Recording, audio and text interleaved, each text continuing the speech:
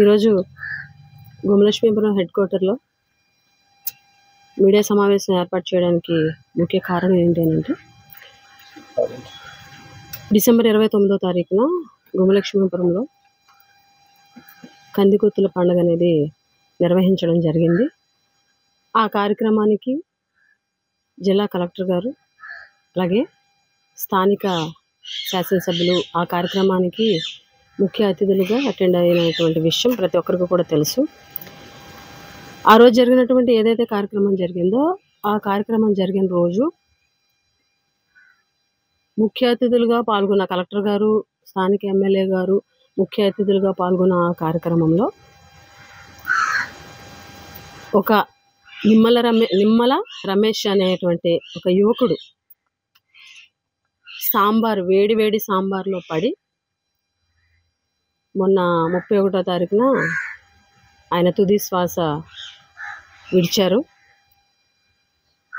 ఆ విషయానికి ముందుగా చింతిస్తూ ఆ కుటుంబానికి ప్రగాఢ సానుభూతి తెలియజేస్తున్నాము. ఇప్పుడు ఇందులో మాట్లాడుకోవాల్సినటువంటి అంశం ఏమిటి అనంటే, ఆ రోజు 29వ తారీఖున ఇన్సిడెంట్ ఏదైతే జరిగిందో కలెక్టర్ గారు, ఎమ్మెల్యే గారు అటెండ్ అయినటువంటి కార్యక్రమానికి వచ్చినటువంటి వ్యక్తి పడిపోయి తీవ్రంగా గాయపడి చావు బతుకుల్లో ఉన్నటువంటి నేపథ్యంలో చావు బతుకుల మధ్య కొట్టుమిట్టాడుతూ భద్రగిరి సిహెచ్సిలో సుమారుగా గంటన్నర పాటు ఇక్కడ ఫస్ట్ ఎయిడ్ అందిస్తున్నటువంటి నేపథ్యంలో కనీసం ఇక్కడ ఉన్నటువంటి స్థానిక ప్రజాప్రతినిధులు కానీ,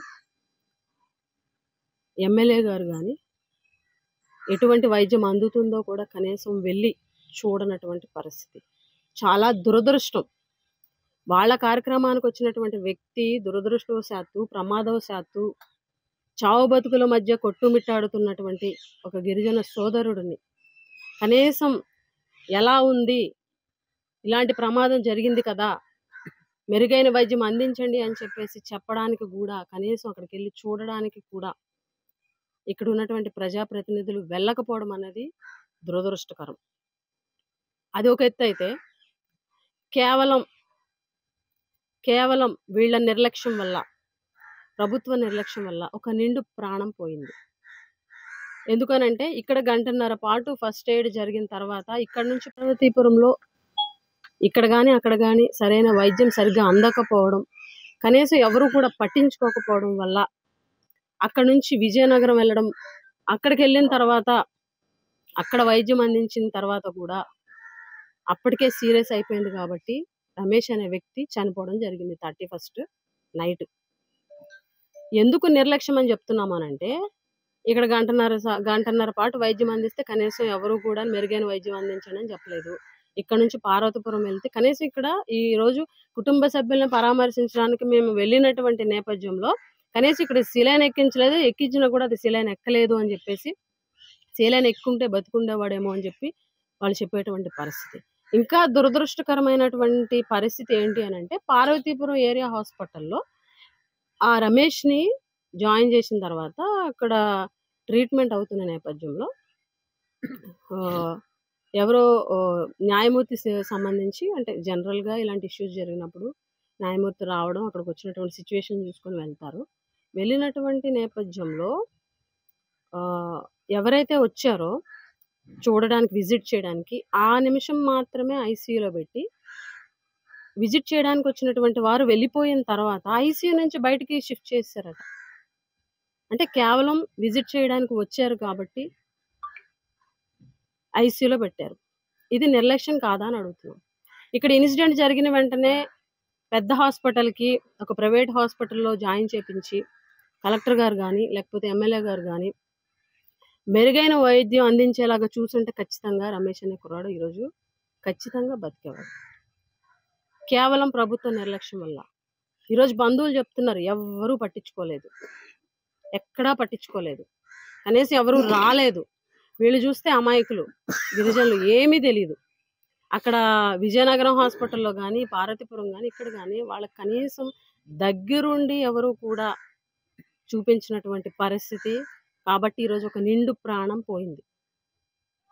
కేవలం మీ నిర్లక్ష్యం వల్ల, మెరుగైన వైద్యం అందించకపోవడం వల్ల ఈరోజు మీరు వచ్చినటువంటి కార్యక్రమంలో ఈ ఇన్సిడెంట్ జరిగింది కాబట్టి కనీసం మీరు శ్రద్ధ చూపించుంటే, మీరు చర్యలు కరెక్ట్గా తీసుకుని ఉంటే ఖచ్చితంగా ఈరోజు రమేష్ బతుకుండేవాడు. 30 సంవత్సరాలు అలా ఉంటాయి. ఈరోజు అతనికి పాపం 2 పిల్లలు, భార్య నిండు గర్భిణి, 6 నెలల గర్భిణి. మా ఇంటి పెద్ద దిక్కు పోయింది. తల్లిదండ్రులు ముసలివాళ్ళు, వాళ్ళకి ఏం తెలీదు, వాళ్ళు కూడా హెల్త్ ఇష్యూస్తో ఉన్నారు.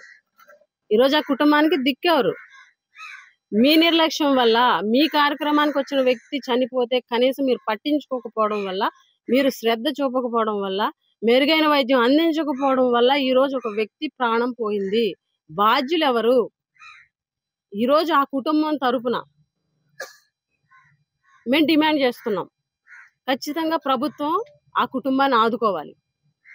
10 లక్షల ఎక్స్గ్రేషియా కంపల్సరీ ఆ కుటుంబానికి ప్రభుత్వం అందించాలి. ఎందుకంటే ఇది మీ నిర్లక్ష్యం వల్ల జరిగింది కాబట్టి, మెరుగైన వైద్యం అందించకపోవడం వల్ల చనిపోయాడు కాబట్టి మేము డిమాండ్ చేస్తున్నాము, ఖచ్చితంగా ఆ కుటుంబానికి 10 లక్షల రూపాయలు ఎక్స్గ్రేషియా ఇవ్వాలి. కనీసం స్థానిక ఎమ్మెల్యే అంటే స్థానికంగా ఉన్నటువంటి, ఇక్కడ ఉన్నటువంటి పరిస్థితి ఆవిడ కురుపాం కాన్స్టిట్యున్సీ ఎమ్మెల్యే అయినప్పటికీ కూడా భద్రగిరి సిఎస్సికి కూతవేటు దూరంలో ఆవిడ నివసిస్తారు. కనీసం ఇన్సిడెంట్, వాళ్ళ కార్యక్రమంలో జరిగిన ఇన్సిడెంట్ దగ్గరుండి వెళ్ళి కనీసం ఎలా జరుగుతుందని కూడా పరామర్శించాలి. సిగ్గుపడాలి.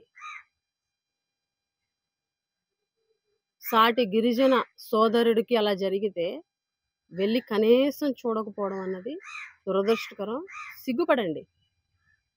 ఈరోజు మేము మా కార్యక్రమము నిన్న మార్నింగ్ మేము అనౌన్స్ చేసాము, చనిపోయాడని తెలిసిన వెంటనే రేపు మార్నింగ్ మేము వెళ్తున్నామని మా కార్యక్రమం అనౌన్స్ చేసిన తర్వాత హుటాహుటిన మీరు నైట్ టైం వెళ్ళి ఎవరో వాళ్ళ స్నేహితులు అందరూ కలిపి ఏదైతే పోగేసుకున్నారో ఆ డబ్బులు తీసుకెళ్ళి ఆర్థిక సహాయం అందించడం నిజంగా దురదృష్టకరం. మీ నిర్లక్ష్యం, ప్రజల పట్ల మీ నిర్లక్ష్యం, గిరిజనుల పట్ల మీ నిర్లక్ష్యం క్లియర్గా కనిపిస్తుంది. దీన్ని వైఎస్ఆర్ కాంగ్రెస్ పార్టీ తరఫున మేమందరం కూడా తీవ్రంగా ఖండిస్తున్నాం. ఒక కుటుంబానికి జరిగినటువంటి అన్యాయాన్ని ఈరోజు మీ వల్ల జరగడం. అలాగే ఈరోజు గతంలోని ఎన్నో ఇన్సిడెంట్లు దురదృష్టవశాత్తు జరిగితే ఇన్సిడెంట్లు 50 లక్షలు ఇవ్వాలి, 40 లక్షలు ఇవ్వాలి, కుటుంబాలను ఆదుకోవాలని విమర్శించారు. ఒక ఇన్సిడెంట్ జరిగినప్పుడు 5 లక్షల రూపాయలు మేము ఇమ్మీడియట్గా ఇస్తే ఒక ప్రాణం ఖరీదు 5 లక్షల అని మాట్లాడినటువంటి సందర్భాలు కూడా ఉన్నాయి. కనీసం ఈరోజు గుమలక్ష్మీపురం మండలంలో మీరు నివసిస్తున్నటువంటి ప్రాంతానికి కూతవేటు దూరంలో ఉన్న ఒక కుటుంబాన్ని ఆదుకోలేకపోయారు. దీన్ని తీవ్రంగా ఖండిస్తూ ప్రభుత్వాన్ని ఖచ్చితంగా 10 లక్షల రూపాయల ఆ కుటుంబానికి ఎక్స్గ్రేషియా ప్రకటించి ఆదుకోవాలని చెప్పేసి మేము డిమాండ్ చేస్తున్నాము. ఖచ్చితంగా తీవ్రంగా ఖండిస్తున్నాం. ప్రభుత్వ నిర్లక్ష్యాన్ని ఖండిస్తున్నాము. ఈరోజు గిరిజనుల వైద్యం పట్ల ప్రభుత్వం చూపిస్తున్నటువంటి నిర్లక్ష్యాన్ని తీవ్రంగా ఖండిస్తున్నాము. ఈరోజు కేవలం ప్రభుత్వ నిర్లక్ష్యం వల్ల 2 ప్రాణాలు పోయినాయి. ప్రభుత్వం ఖచ్చితంగా బాధ్యత వహించాలి. ఇటువంటి పరిస్థితుల్ని ఖచ్చితంగా మెరుగుపరచాలి. హాస్పిటల్స్లో మెరుగైన వైద్యం అందించేలాగా చర్యలు కూడా తీసుకోవాలని కూడా ఈ సందర్భంగా డిమాండ్ చేస్తున్నాం.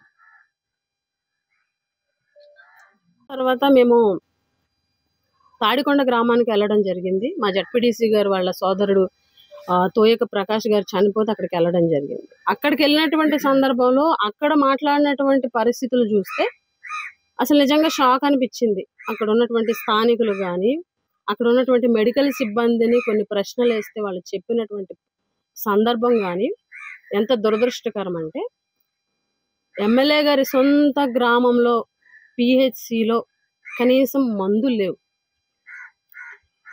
చనిపోయిన వ్యక్తి కూడా కేవలం నిర్లక్ష్యం వల్లే ఆ వ్యక్తి కూడా చనిపోవడం జరిగింది. ఎందుకనంటే మేము కొన్ని ప్రశ్నలు అడిగితే అక్కడ ఆక్సిజన్ సిలిండర్ ఉంది కానీ ఆక్సిజన్ లేదు, చనిపోయే టైంలో ఆక్సిజన్ అందక చనిపోయాడని చెప్పేసి కుటుంబ సభ్యులు చెప్తున్నారు.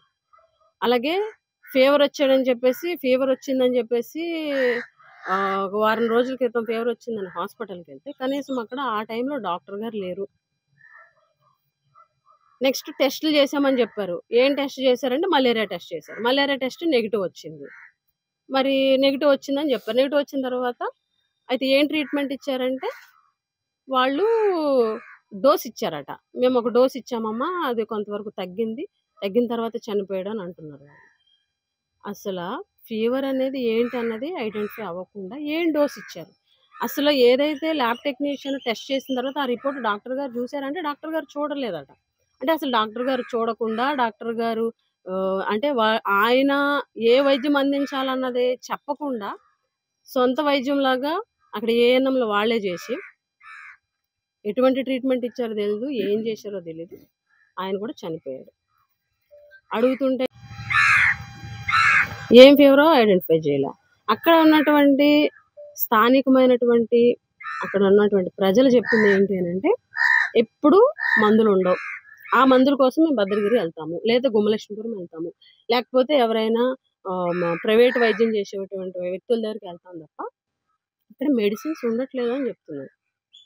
అక్కడ ఒక నిర్లక్ష్యం వల్ల అక్కడ ఒక ప్రాణం పోయింది.